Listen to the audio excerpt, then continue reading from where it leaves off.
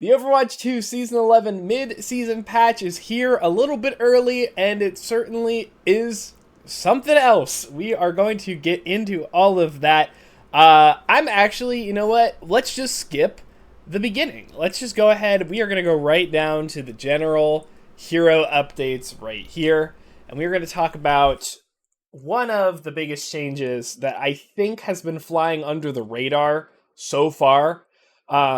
At the time of filming this, was like a couple hours after the patch has come out. Armor flat damage reduction has been increased from 5 to 10 per projectile. So, what I'm pretty sure this means is that before this patch, if you did 10 damage or anything less than 10 damage, the damage was halved, right? If you did anything above 10 damage, you would just subtract 5 damage from that total. So a Pharah rocket, which does 120, would only do 115. So basically not changing at all. Whereas a Tracer bullet that does like 6, does like 3 damage, right? So that's a big substantial change. Now that threshold has doubled, and it also makes other burst damage sources worse, right? So a 70 damage cast shot does 60 damage to armor, right? I like the armor, like the new armor. It's the old armor, but you know what I mean? Like the armor that we have now, I like it in theory. I think this is too far. I think this might be too much. If armor is going to be this strong, I think tanks just straight up need to have less health overall, because this is just kind of insane to me. And it does not fix the Pharah problem, right? Pharah being able to chunk down tanks from super far away, this does not fix that. Just because she loses 5 damage, oh well, she's doing 110 per shot, while a Cassidy who's trying desperately to chunk down a tank is doing 60 instead of 70, right? And it gets even worse and worse and worse. In this range, like, soldier bullets are now 50% against armor, instead of them being like, they're like 20 damage right now or something. So they would have been 15 damage, now they're doing 10, right? So this is substantial. Like, this is a substantial survivability buff for tanks with armor. Obviously, other characters have it, sure, but like, who cares about Bastion? Like, Brig, I think Brig will actually, like, this will matter for Brig a little more, but like, yeah, this is a huge tank survivability buff. It is not awful on its own, but I think we will get into this. There are a lot of changes in this patch that all combine to make a lot of just too much. It's too much, and we'll get there. So, enemy health bars now display when they are at their low health threshold. I don't quite know what this means. If I had to guess, it's probably that if an enemy is at low health, even if you haven't hit them at all, you can see them. I don't quite understand the reason behind this change, but I don't think it's really that big of a deal. Now you'll be able, it's better focus fire. I actually think it might work for ladder a lot more, because you'll see that some characters are low and you'll actually be able to shoot them and shoot the same thing. So that might actually be, if that's how that works, I'm okay with that. I think that's perfectly fine. Okay, tanks, roll passive. So basically what this is that the when you shoot tanks, you get even less ult generation from them, which is pretty like whatsoever. It's kind of whatever. It's one of the ways they're trying to disincentivize shooting tanks, but I feel like that's not one that is really felt very often. Ult charge, at least. So I don't think this is really going to do what they want it to. And then the knockback resistance was reduced a little bit. Again, only 10%, probably not that much. Probably won't change very much here. I don't think this really changes survivability either way. So not that big of changes here. But again, we are just tweaking the tank passives. Okay. Diva. Now, every single tank was changed in Actually, you know what? We're going to skip one before we go on to all of these. We're going to skip all the way down here. Damage. The damage roll passive now only has half the effective, or it's only as half as effective against tank heroes, okay? So they are only going to receive 10% healing reduction. This change confuses me so much because the reason that we have the tank or the damage passive in the first place was to counteract the super sustainable, never dying tanks. That is why this is here in the first place. Okay? So then to put that as 10% less effective against tank heroes in the same patch where you giga buff armor and you individually buff every tank hero, many of which are survivability buffs, this doesn't make any sense to me. This is too much. How are you ever gonna like kill this? Like, for real, this is too much to me.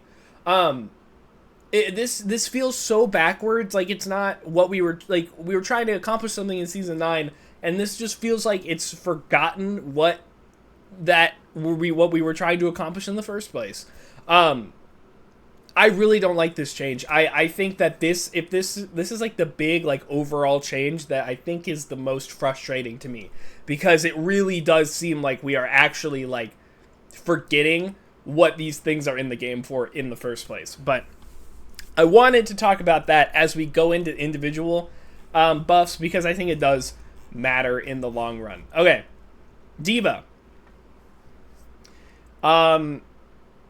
So basically her defense matrix is a little, its duration has increased, but the resource hasn't. So basically what this means is that she's going to be able to hold it for longer, and it basically, it drains less resource, but she has the same amount, so it still recovers the same. So she'll have matrix up more often.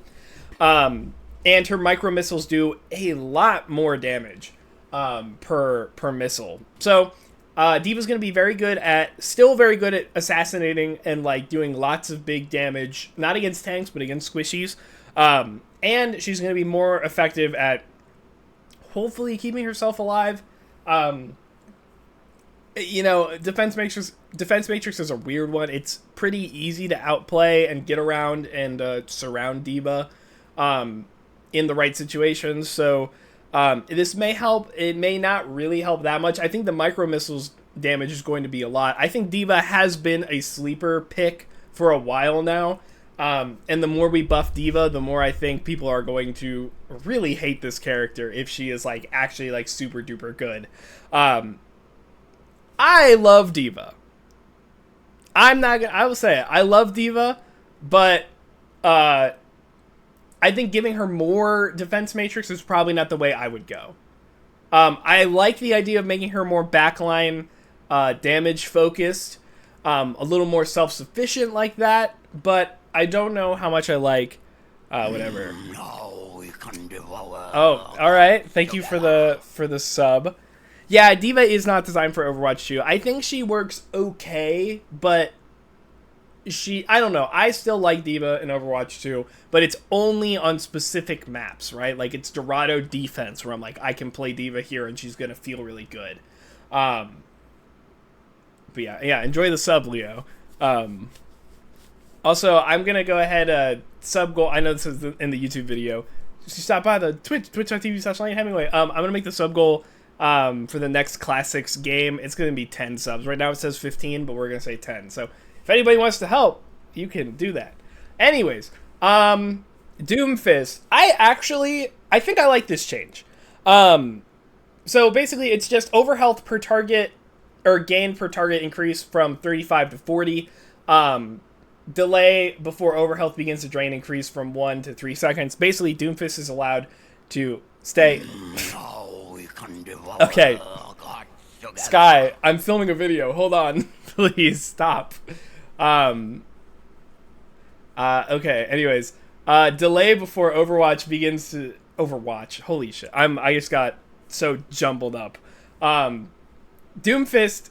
Anyways, the reason I like this is because I think this affects Slam more. This affects Slam more often. So like you can engage with Slam better and be in the fight more. It gives Slam a little more kick to it, right? A little more oomph. So I think this is a good idea. The overhealth also, it not draining after 1 second is also good. It's going to let him stay in the fight. I think his damage is perfectly fine. I think that when Doom comes in, he just takes too much aggro and has to leave again very quickly. So I think this is good for Doom, but I don't think this really is going to make him one of the standout characters, unfortunately. Again, I like Doom too, but I don't see this being like super effective. Also, you have to remember he still has like the cap on his total overhealth, so this may not actually be doing that much. Junker Queen. Excuse me. Overhealth from Commanding Shout for her increased from 150 to 175, and Adrenaline Rush wound damage self-healing multiplier increased from 2 to 2.5. I actually don't know what Doom's drain rate is. I'm not sure. But for Junker Queen here, Commanding Shout, I think this is pretty negligible. It's good. It's obviously having more overhealth is good, but like 25 HP, sure, whatever. The big one here is the wound damage, because I'm pretty sure this is what it was like in season like 4 when they hyper buffed her or something like that. 2.5 is a lot of healing.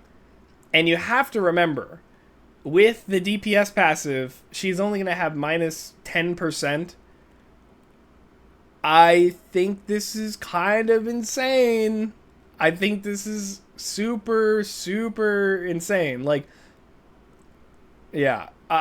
Look out for I think you should look out for JQ. I think this is like a really big buff to her survivability. After 3 seconds, the overhealth starts decaying at 3 health per second. Dealing more ability damage will reset. So it's only 3 health per second? Wow. That seems like very little. They gotta nerf the ult with that change.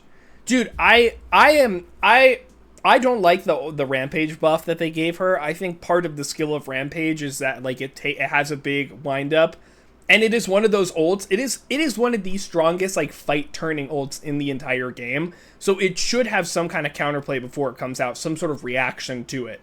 I'm really not a fan of it just like hyper like insta casting basically.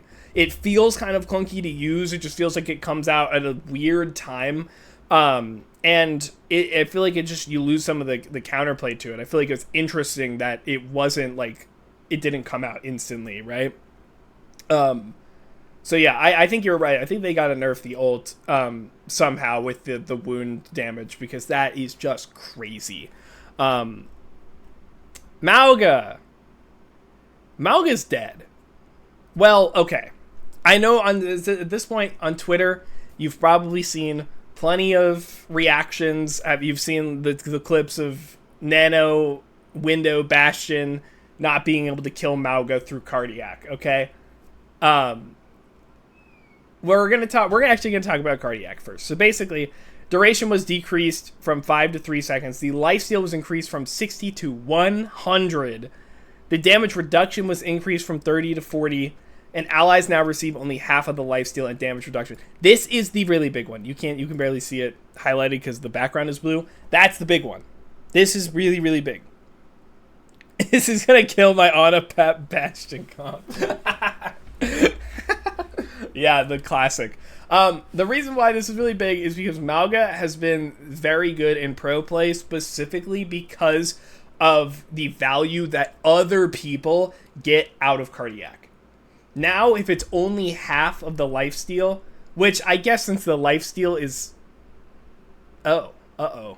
I didn't think about this. If the lifesteal is 100 now, and it's just going from 50% lifesteal or from 60% lifesteal to 50% lifesteal, and then the damage reduction, they're going to get 20%. It's still a net nerf. It's not as much as I thought it was going to be. Also, the reduction, the duration has been reduced, and that was probably the main, like, one of the problems. Lifesteal apply on Stomp. It should.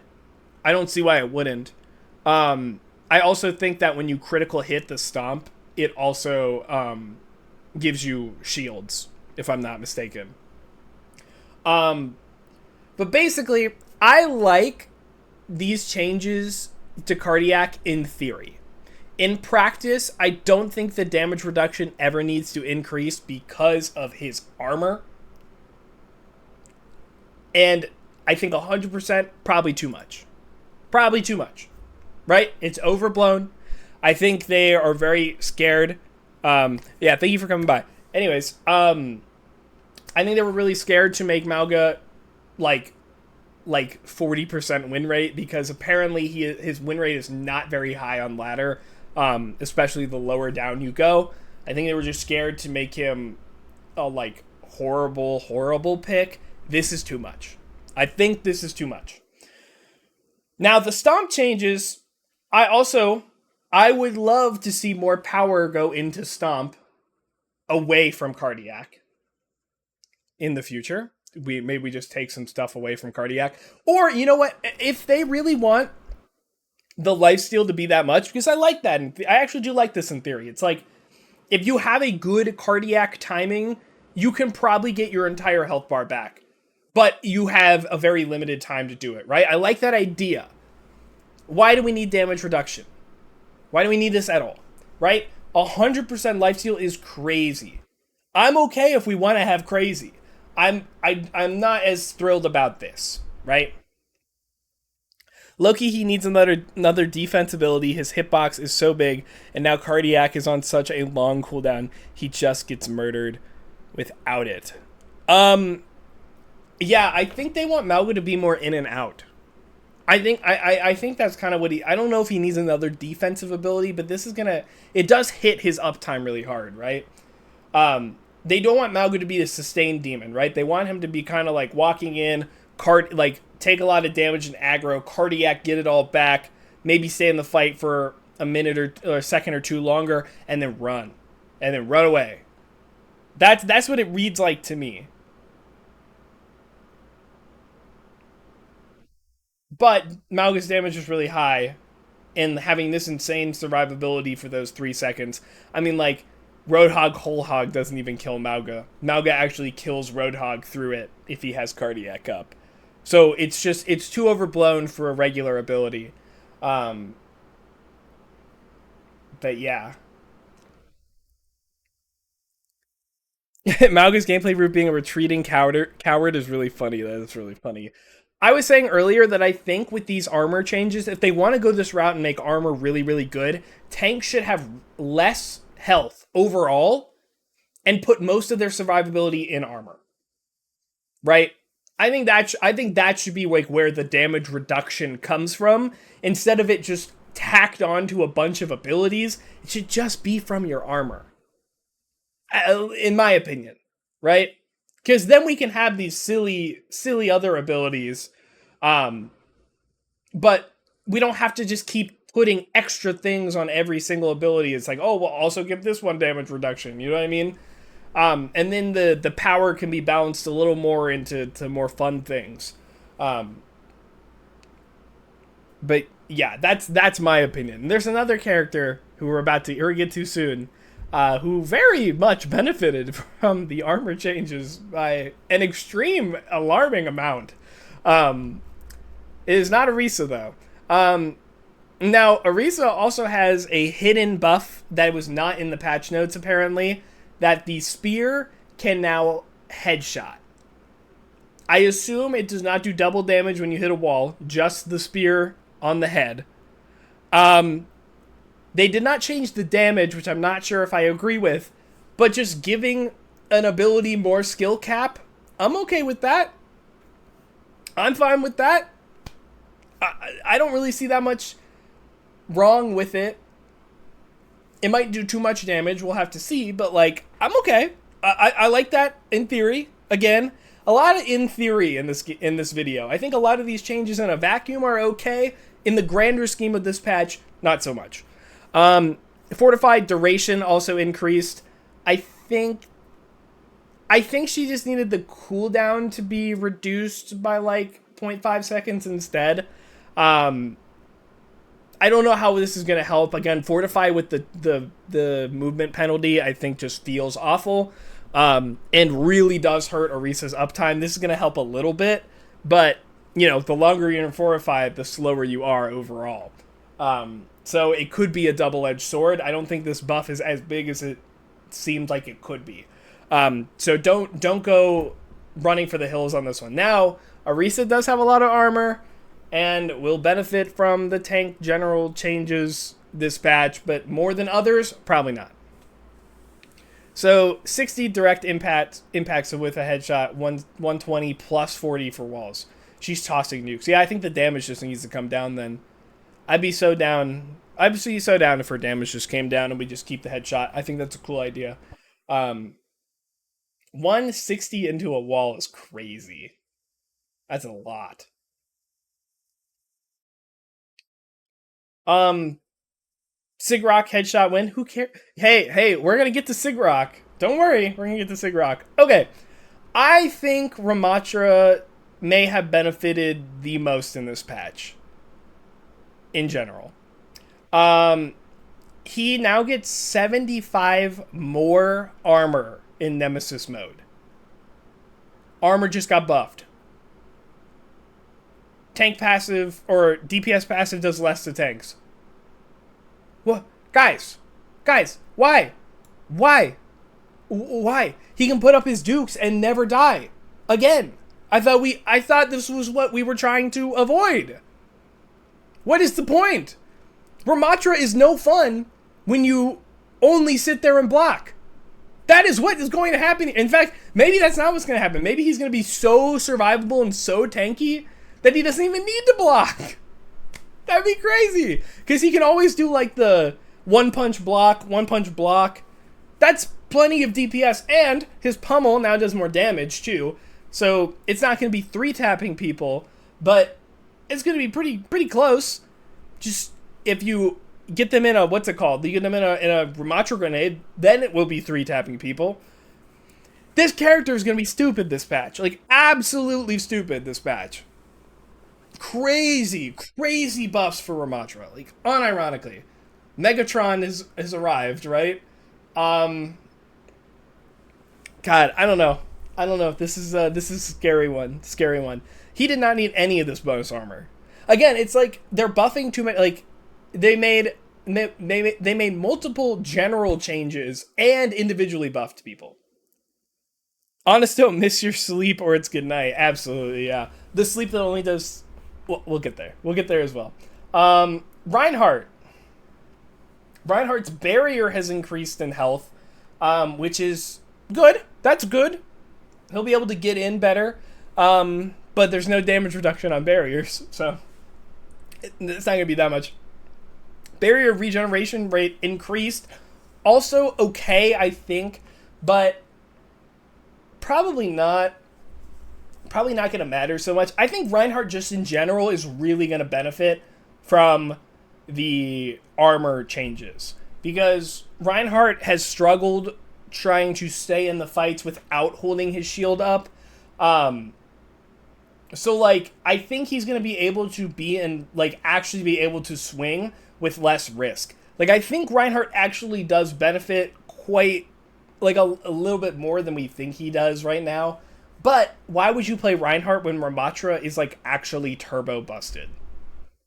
Like, there's no reason to play Reinhardt when this guy is sitting right here with his insane stats. And charge now does 300 damage. Okay, cool. It's just more, honestly, this is just like, it's better against tanks now. That's kind of it, really. Okay, Roadhog. Now, Roadhog doesn't benefit from the armor changes at all because he doesn't have any armor. He definitely benefits from the passive reduction, the DPS passive reduction. So we got to be careful. Tank currently has longer quick play and comp queues than other roles. That's crazy.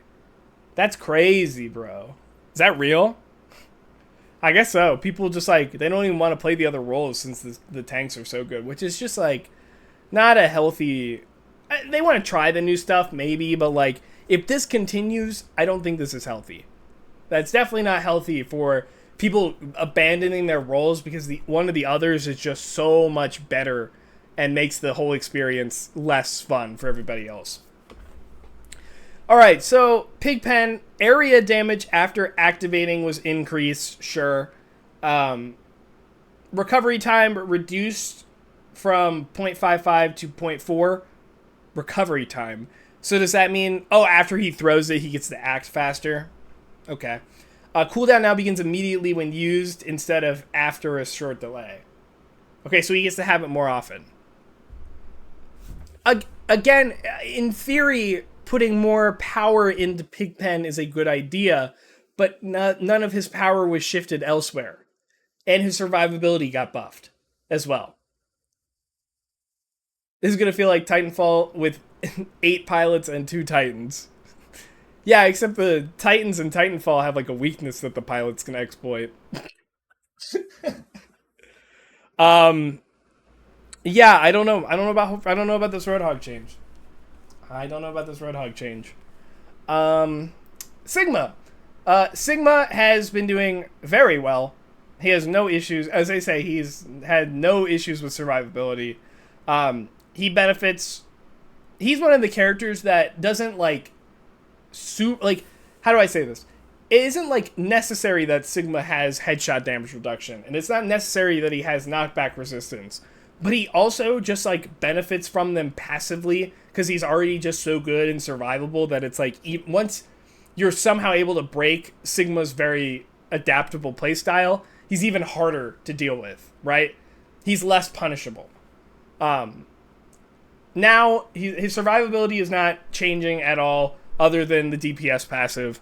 And his accretion damage is increasing. And I think the rock 2-shot melee combo is back now. So Sigma is more lethal at close ranges. I think that's fine. But like Sigma is already like really good. You said can't be? You don't think it is? It's like I don't know how much the hyperspheres do, but it's 120 damage, and then quick melee is like what? It's like 40 now. So that's 60 right there. How much do the hyperspheres do? If they do, I know people went up 50 health. That's why he can't do it anymore.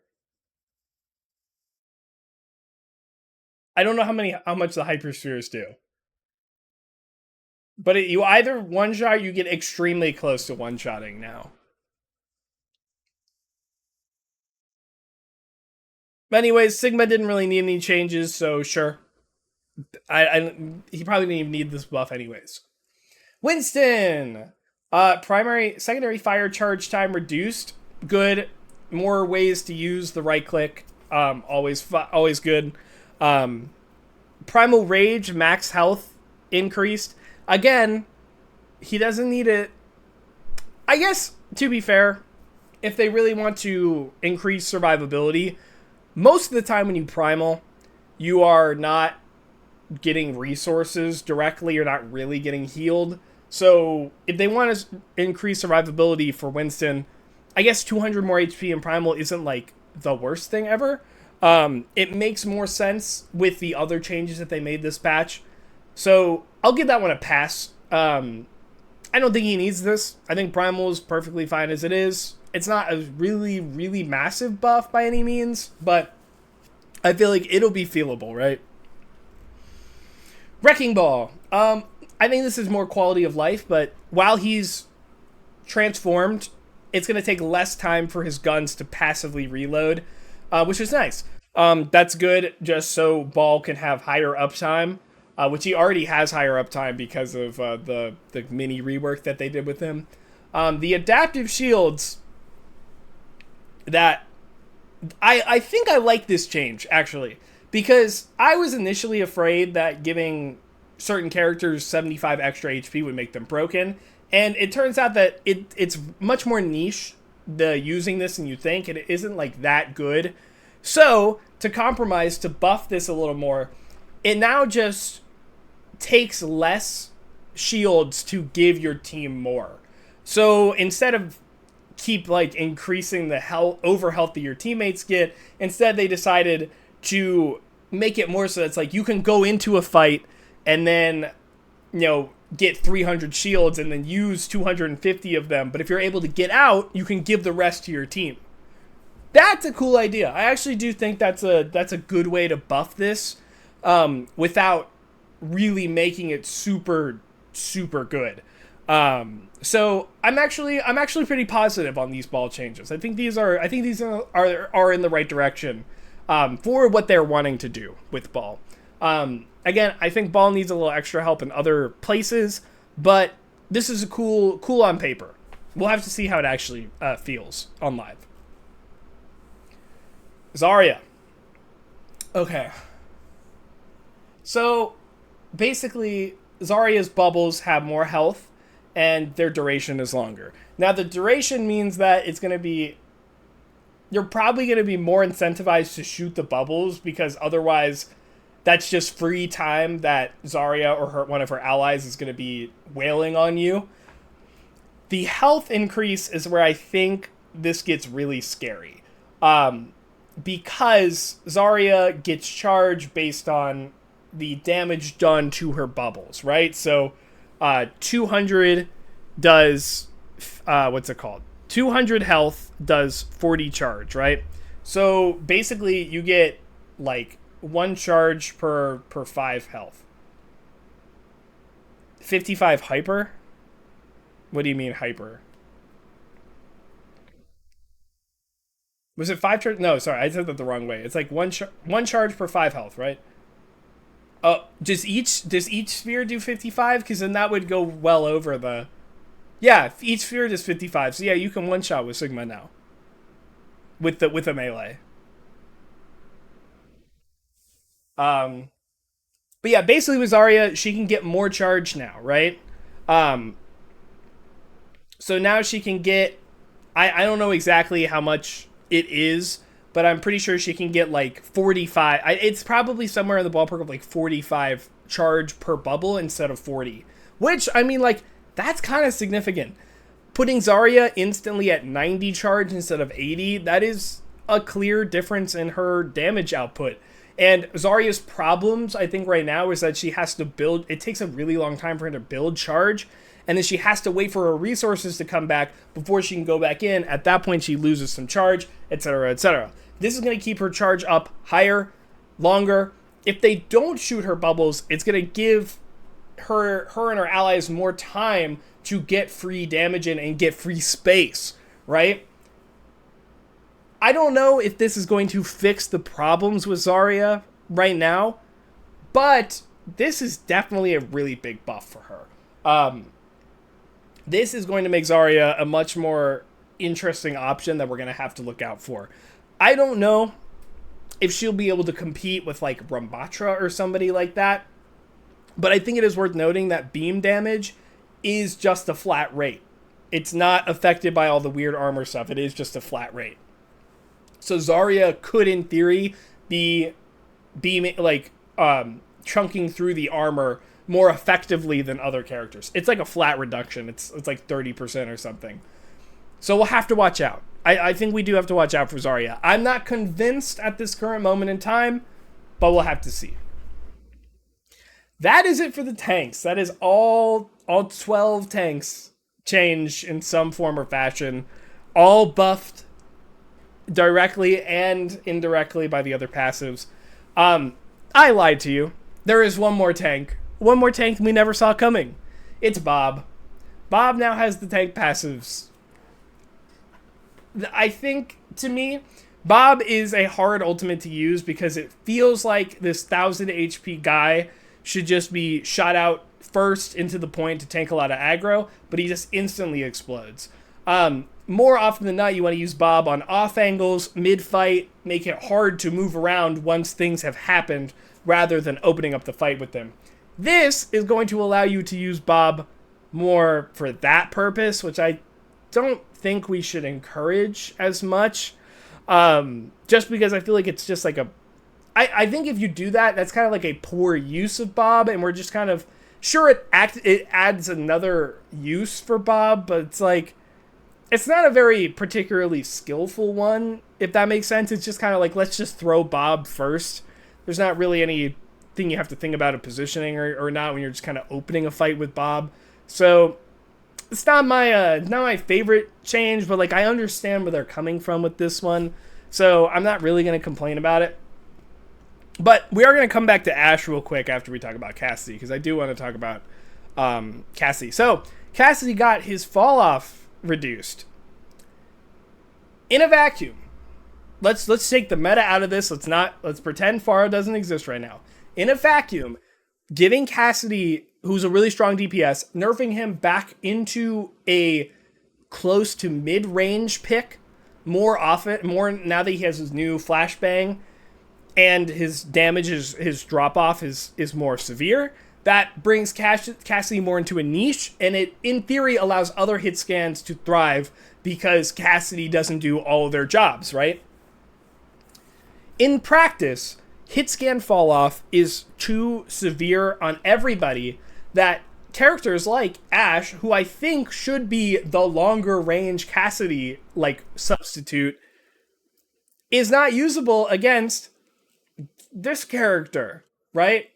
So I like this, but I think we needed more Ash buffs to compensate, because Pharah did not get any changes to her mobility uptime, her flight uptime, how far back she can play. The only thing that got changed was Concussive Blast, which I think is a good change. It just doesn't have the explosion damage anymore, and it has more knockback, okay?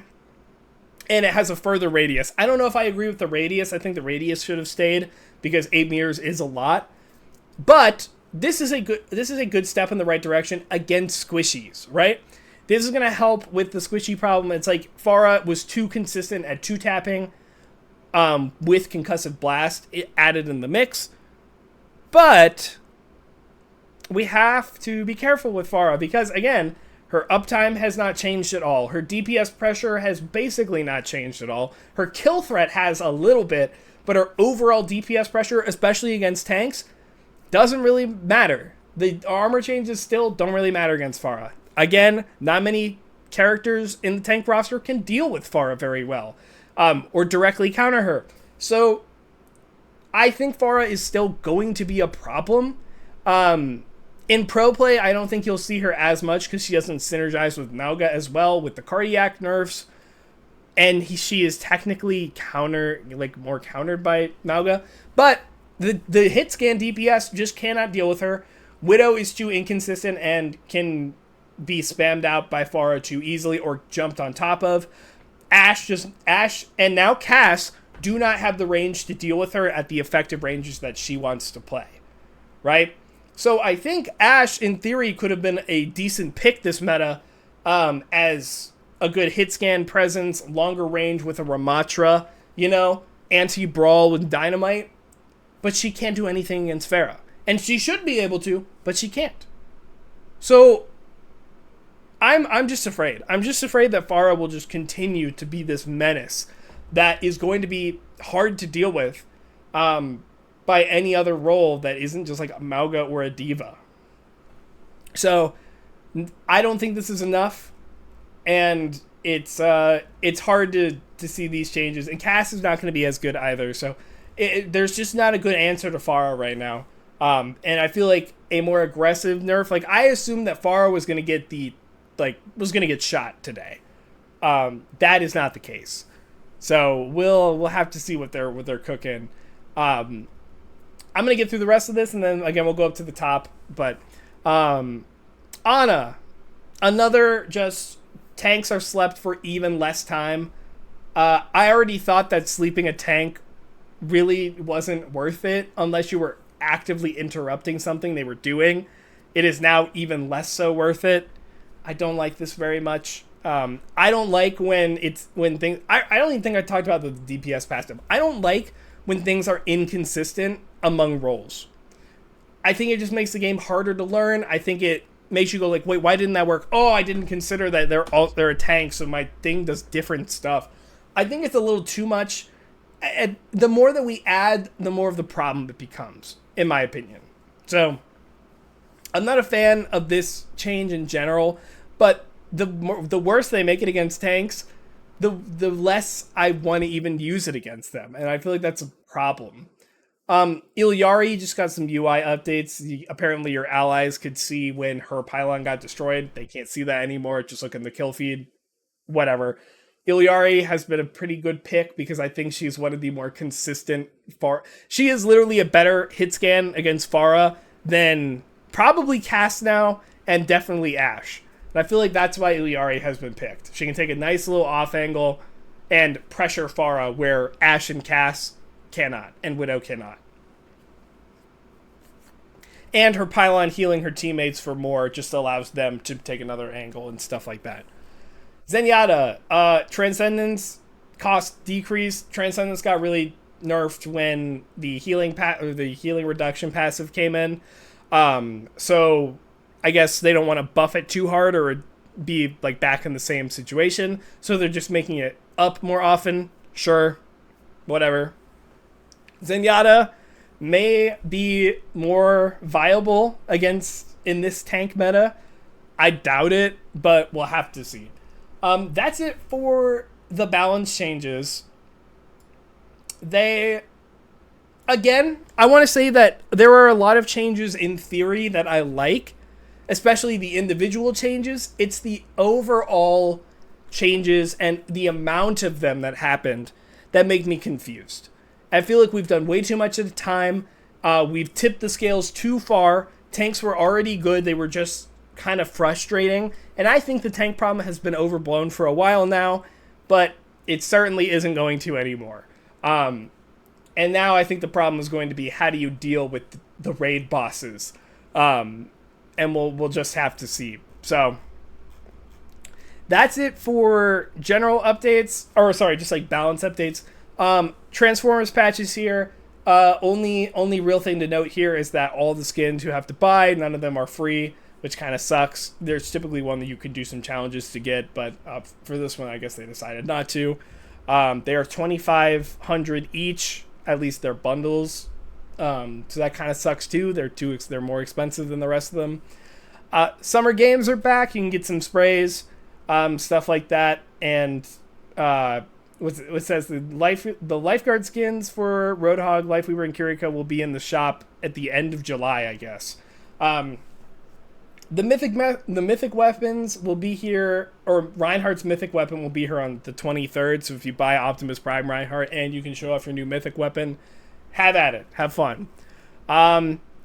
Player surveys are going to be added at the end of some games, so you're going to be able to give feedback to the dev team directly. Please don't just go on the forum and say, I hate your guts and you guys are the dumbest people on the planet. Actually give them some real feedback. They are looking for it. I guess if you do that, the former, they'll get some kind of message, but they're going to be getting less actually good feedback from you. So try to be respectful. That's what they're trying to get out of this. I guess some audio updates, some sound cues are going to change. I'm not sure if we're going to really feel that at all. And there's not really, I don't know if there are any bug fixes that are like really worth looking at here. I forgot. There is something I wanted to talk about before I let you guys go. I let you go like I'm a teacher or something. The Orisa change that was not in the patch notes. There was a Sombra change that looks like it's a bug where if any of your teammates reveal her while she's in stealth, everyone can see her from anywhere on the map, which is really bad for Sombra. So basically what I want to talk about at the end of this video, and I'm probably going to make a larger topic about this soon, but when there is an expectation on the devs to work really fast, and this mid-season patch I think was pushed out early because people were so frustrated with the state of the game. And what happens is that when you push the devs to make changes faster and faster, whether they're justified, whether you think they're fixing things, anything like that, it's more and more likely that things are going to fall through the cracks, and these kind of bugs and talked about changes are going to pop up more frequently. And I think that is just kind of like a consequence of this faster faster development cycle because they can't test things as much as they would like.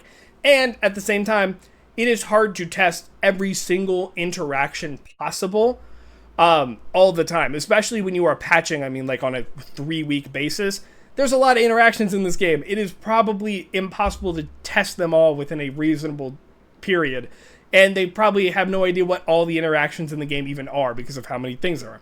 So, I do want to say, please, we are getting updates more frequently, and it sounds like they're going to be very much so making more changes in like the next week or two because they're keeping a very close eye on this patch. I would just give them a little bit of slack, right? They're trying to help. They're trying to give us what we want, and there is a trade-off to that, right? So if things start, they're not really breaking overall, but there are going to be some things that slip through the cracks, and that is just going to happen. So just, I would say, lend them a little bit of slack, especially if they start making some positive changes based on the feedback that we've given them about this patch, right? We want them to work faster. There's just a trade-off when it comes to that. So I wanted to get that out there because I think that is an important topic. But this has gone on far too long. I'm going to go ahead and end it here. Thank you guys so much for watching. If you're watching on YouTube, do any of that good like, comment, subscribe stuff. It does really help me out. I make lots of YouTube videos on these kind of topics. Twitch.tv/LaneHemingway again. That's where we stream this. And all of them, I try to do discussion every single time I go live. Hello, camera. Welcome back. And also, join my Discord server. It's in the description below. You can send me your hot takes. You can send me some character rework ideas, anything like that. It's always a good place to talk to people about the state of the game. Anyways, thank you guys so much for watching. Have a good day.